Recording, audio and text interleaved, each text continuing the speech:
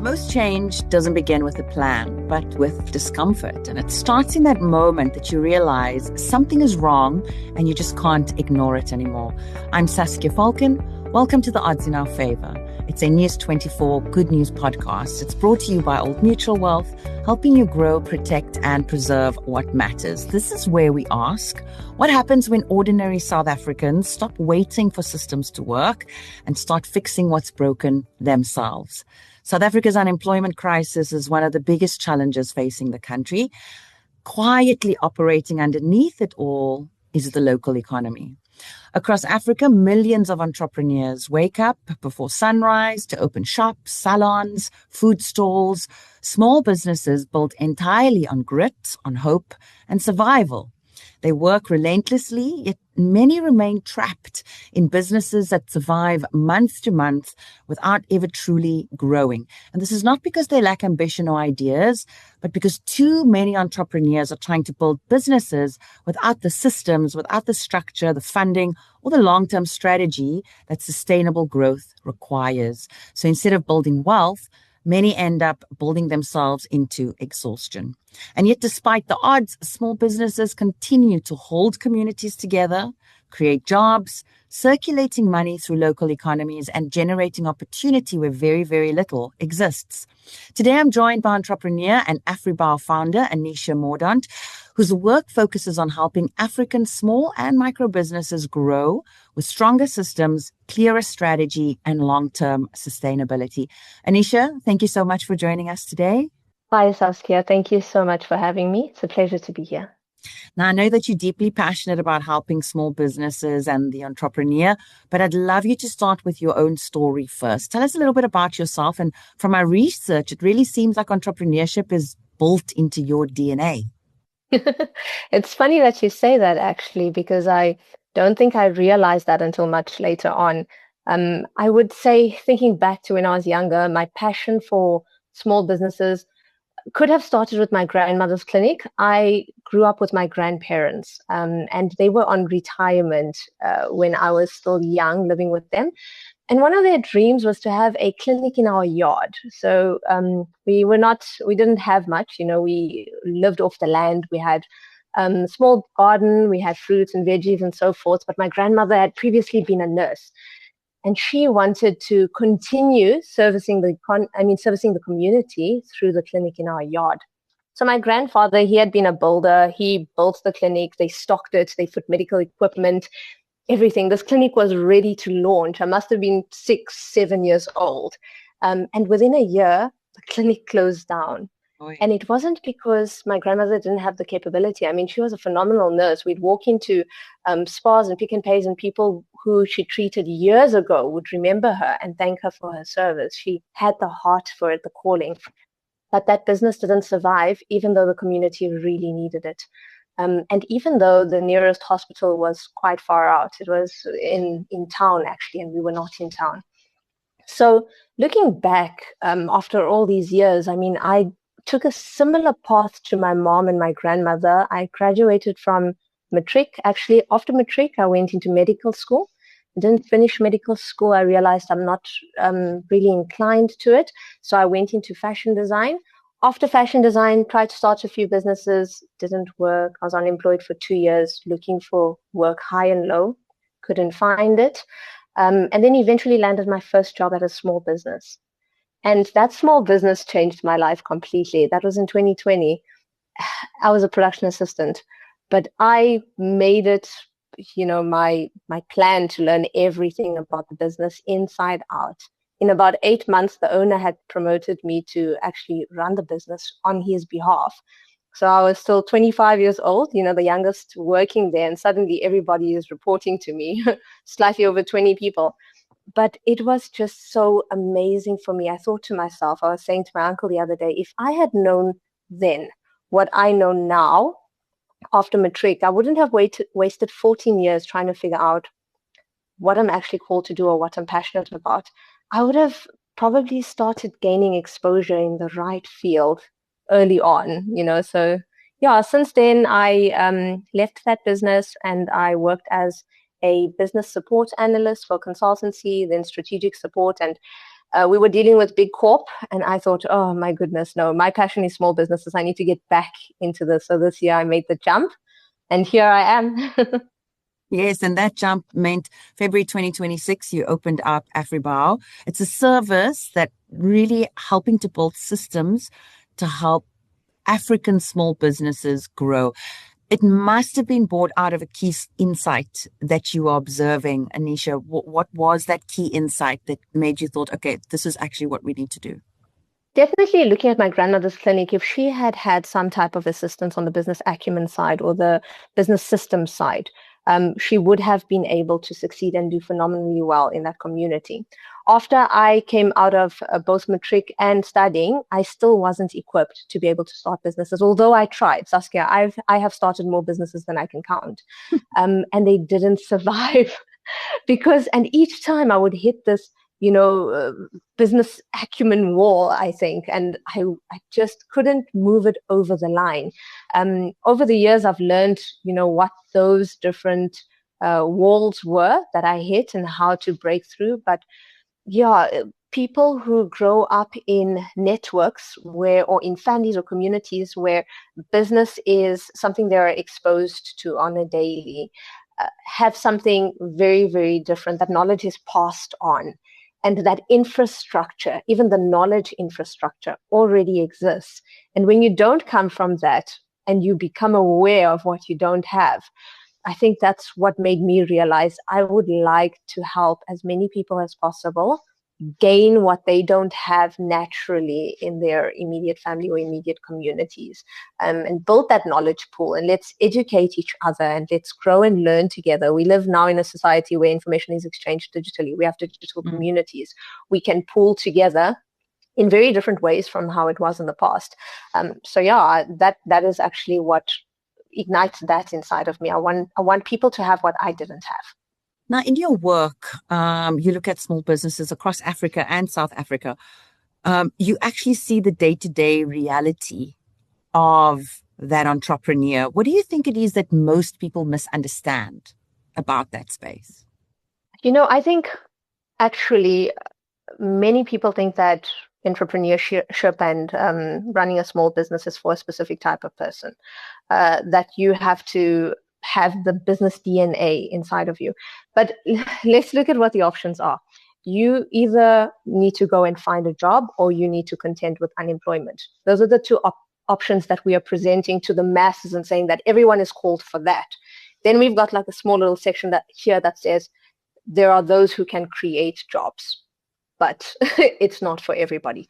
I think that's the misconception. Mm-hmm. If we change that completely and we say it isn't two options, find work or contend with unemployment. There are two options, find work or create work.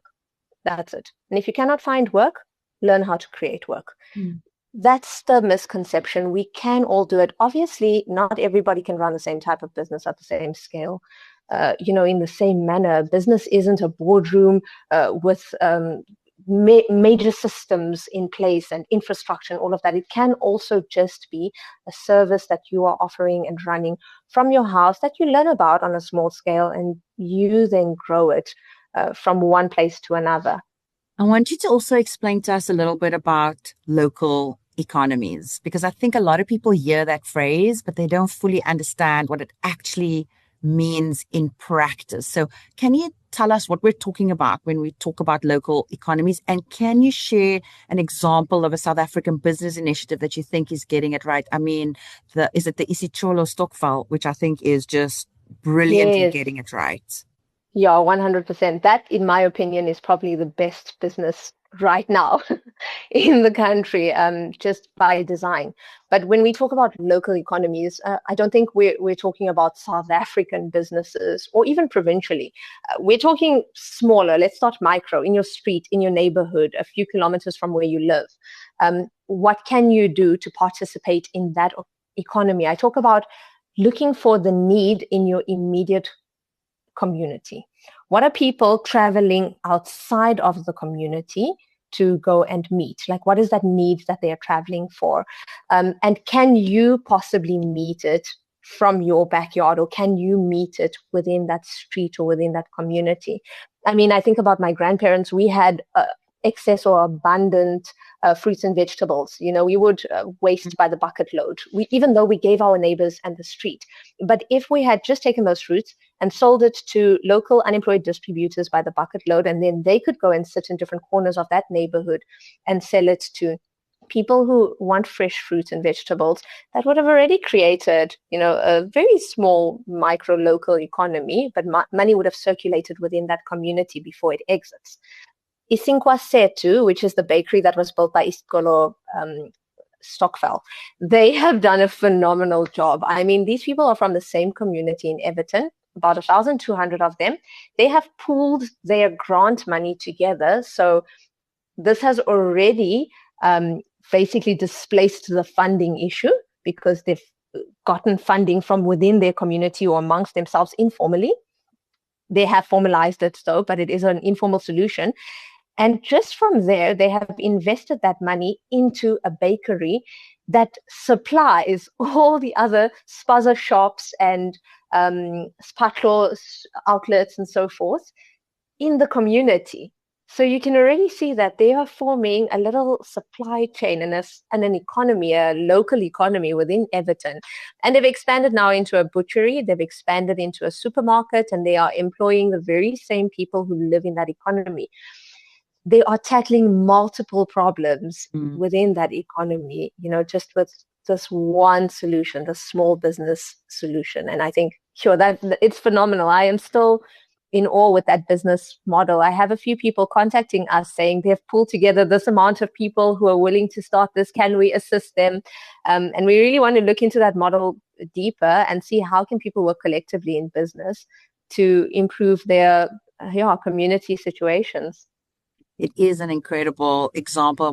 I think what I love most about it is it's truly South African or African in its origin and innovation. It's kind of using the best of what we have to create something that has such incredible impact. And to your point, it works at the intersection of the complexity of the issues that we're dealing with. Let's come back to frame the problem then, because it seems Africa's not short of ideas, not short of energy. The continent is rich in human capital and natural resources. Yet, when I look at some of the stats, we contribute just under 3% to global GDP. That's from the IMF. We account for less than 2% of global trade. I mean, these figures paint a really, really sobering picture of a continent that seems to be bursting with promise, but kind of unable to convert that into economic power. What's missing in the system? Where are we getting it wrong? I think this is what I'm also looking into, Saskia. I mean, I don't have an economics background, and I haven't been doing this for years, obviously. But now that I am in this space, I'm so intrigued by that, and I'm looking at Africa as a whole, even South Africa and the informal business sector, and the barriers the informal business sector has to formalizing and then participating at that global scale, and contributing in that way meaningfully that can actually change our economic stance as a continent. And there are a number of factors. I put it out to the public. What are the challenges? Why aren't people able to convert their businesses from informal into formal? Because that's where we will see the greater impact. And that's the economic impact that we're looking at. And that's where we've got different answers. We've got, how difficult compliance is or regulatory barriers. We've got access to funding, which a lot of people say they have tried. And I get contacted almost every day about business owners who have gone through multiple levels of funding applications and not managed to get through. Corruption. Some of these deals are going to people who know people, so it's relationship based. There are a lot of problems, but I think we can focus on those problems, but we can also look at businesses that are in the same situation with the same challenges and able to find different means to overcome and move from that informal way into formalizing. I mean, the Stockfell example is one of those where it's a very informal financial system that we have in South Africa and in Africa, but once formalized, now we can make real impact, right? And we can make real impact in the community. Therefore, once the communities are having thriving formalized businesses, you can assume that provincially and nationally, that impact will roll up and then continentally. So yeah, I think it starts with the basic building blocks, those small businesses, those micro businesses, those informal businesses, building the systems that are required to get them over the line, formalized, making impact that is measurable, that we can draw insights from, and that we can replicate elsewhere, definitely. Wealth is about more than just numbers. It's about what you're shaping, your ambitions, your priorities, your legacy. That's why Old Mutual Wealth partners with skilled financial planners to bring the expertise of a leading wealth manager to your strategy. They help you make sense of both local and global opportunities, offering clear strategic insight so you can make confident decisions, whether you're building your wealth, protecting it, or shaping your financial future. Take your wealth further. I mean, it strikes me that poor business practices and the weak structures are such a big part of the challenges, but it's not necessarily a business problem, that it's actually a development issue. I mean, if we could have the message go out to the people that can shift these structures, I mean, what would you say is the true cost of the larger partners not actually looking at helping to shift these structural issues? What is the true cost for small business? Sure. The true cost, I mean, for a small business owner is failure is very expensive, and we already have very few people who are willing to, I'm going to call it take the risk. I do think entering the job market is also a high risk because there, it's not guaranteed that you'll get a job, but take the risk to start the business. It's a financial loss. Businesses need capital. They need a lot invested from the founder's side. So we lose momentum that could be built. And that's, it's a cost that we can't really measure, but the impact it's significant. Young people who perhaps try and start businesses and try and get jobs, and it doesn't work on both sides, that discouragement that you feel. And I mean, speaking personally, as a young person who came out with fire under my wings, and the way that just dimmed and was put out completely, and I was just walking in so much discouragement, I didn't even know which direction to go. Having large numbers of young people and our youth in that state, not able to add value into the economy as much as you want to add value, not knowing how to add value, it's demoralizing in a way that I think cannot really be put to words. And we lose out on the opportunity of having those people actually walking in opportunities to make a difference or to make an impact. Yeah, I mean, I really feel for young people. I mean, if we should just talk about youth and unemployment very quickly, many young people are told that entrepreneurship is the answer to the rising unemployment crisis, but I feel like it's a little bit like we almost set them up for failure because it's not as simple as just opening up a business and putting it all on them and being like, hustle, hustle, hustle. I almost feel like we're not really equipping them well from the get-go. So I often ask myself, are we setting them up for success? Just looking at the education system to start, designed in colonial times to produce workers, prioritizes theory over application. That's a systems issue that young people don't necessarily have control over. Access to mentorship. To your point, there are some people where they are privileged enough to grow up in a family of entrepreneurs, so they know what running a business looks like. It's almost ingrained into them. But for a young person coming from the Kasi, what are you meant to be using as that role model? Where do you start even gathering just even an idea of what that could even look like? What are some of those structural things that need to shift for young people? Definitely education, like you're saying. We're not educated in a way that, readies us for entrepreneurship or helps us to start a brand or start a business. Even though I went to business school, I didn't come out learning how to start a business. That's another thing, right? So even when you study something in the lines of business and commerce and all of that, it still doesn't ready you. There's still something else there, a more practical side, a mentorship side, a part where only exposure and integration into a business ecosystem will actually enable you to succeed or thrive in it. Otherwise, you start and fail many times before you start to understand why are you failing. So it's definitely education. I do agree with that. But we also are living in an era where information is readily available. It's readily accessible. Are we having enough people sharing information in ways that is attractive and intriguing to the young person?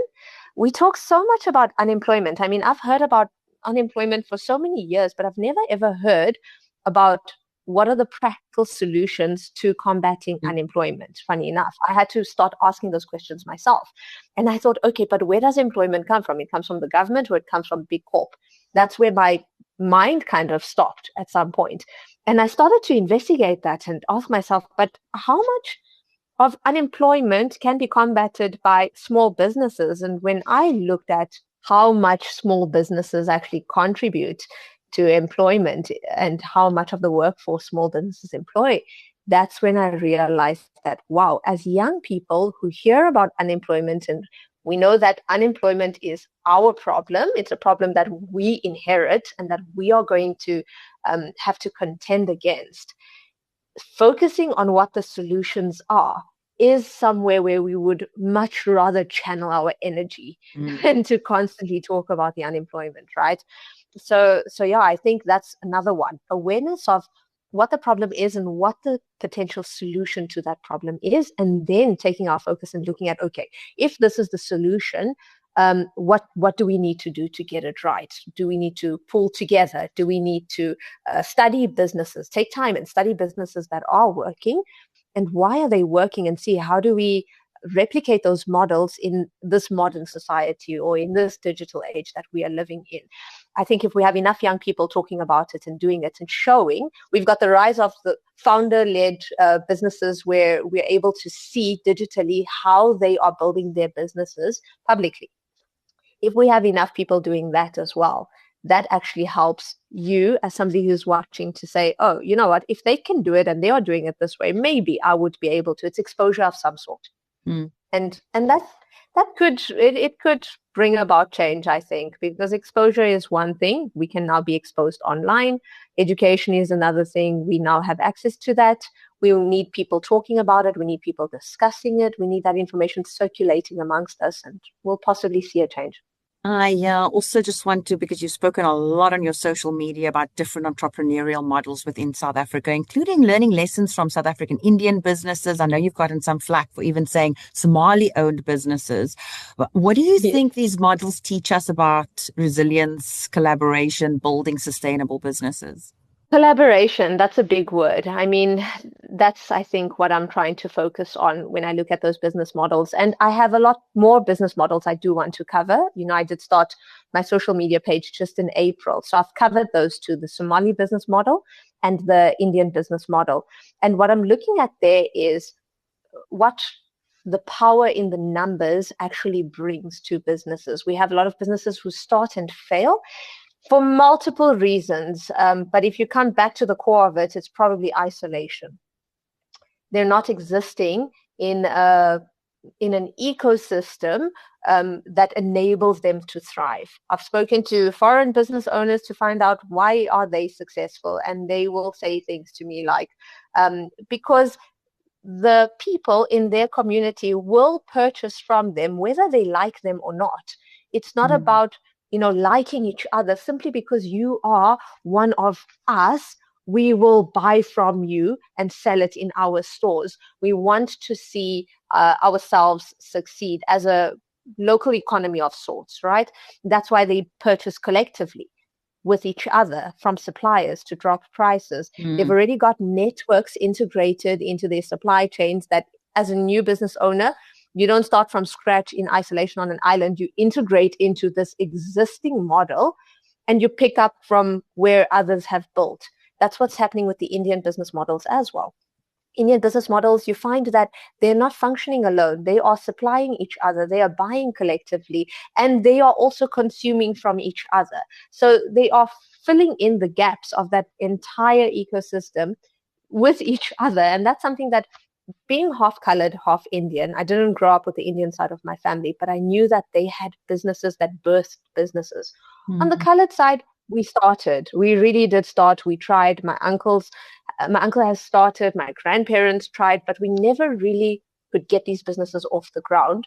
And if I think about it, there wasn't anyone else around us who was also running businesses similarly, or exchanging information or contacts, or plugging us into their supply chains or purchasing with us.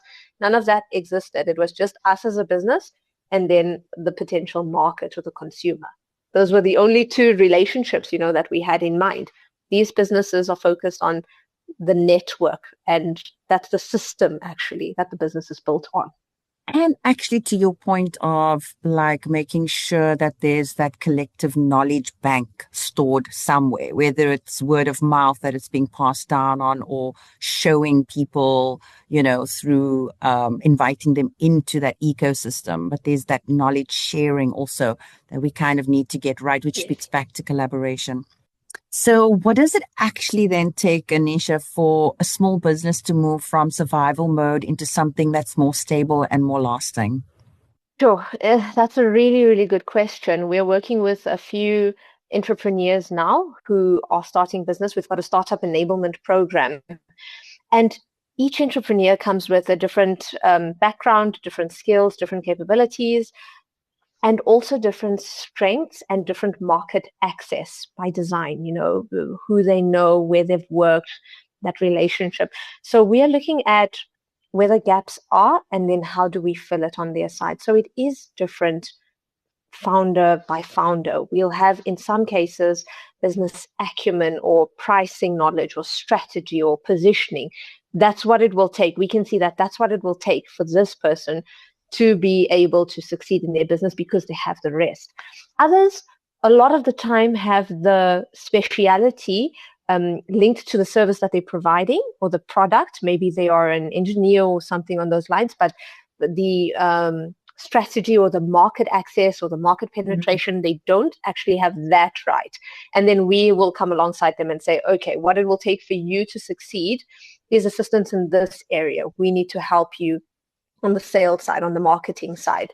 So really, Saskia, business is holistic, and you have to cover all the different parts to be able to succeed. That's why I don't think it's necessarily a one-man show. It can be. We do have people who are able to, but what it takes to succeed is having people fill in the gaps that you can't fill in as a founder, whether it's another service provider or it's a partner or it's a network. That's what it takes. It takes achieving each of those requirements or prerequisites. And from the conversation, what I'm also gathering is it's not a cut and paste approach. But Anisha, if we get small business right and local business right, what could this actually mean for our country, for our people, for our continent? So I think about this and I have goosebumps. I think about how if we can get small businesses right, small businesses actually produce financially stable families. Financially stable families produce they produce good, thriving communities. Good, thriving communities are the building blocks to thriving nations. And I think I like to see things from that perspective. If you start at a small building block level and you say, okay, we need families to be stable. What is one of the key reasons why they're not? Financially? Families are breaking up because of finances. Children are displaced. There's a lot going on there. If you can stabilize that financially and you can stabilize the community and not just stabilize it, help it to grow and thrive, it will in turn contribute to the greater environment. And then we will have better nations. Continentally, we'll see the impact. I love that. There's a Nigerian entrepreneur quote that sits with me. He said, Afri-capitalism is the belief that African private sector has the power to transform the continent through long-term investments that create both economic prosperity and social wealth. So it's again that whole thing of suggesting that entrepreneurship and structured business development is not just economic activities, but are actually tools for nation building, which for me also gives me absolute goosebumps. Last question, what makes you hopeful about this space and its future in South Africa? The youth. I speak to quite a lot of these Gen Zs. While I was working, we had a lot to say about Gen Zs and how they are in the corporate space and all of that. But now that I'm speaking to them on an entrepreneurship side, and I'm understanding what do they know about, our political climate, our socio-economic climate, what do they think? What do they want to contribute and do? It gives me hope to hear how knowledgeable they are, how intelligent they are, how cultured they are, and how different they are from the previous generations.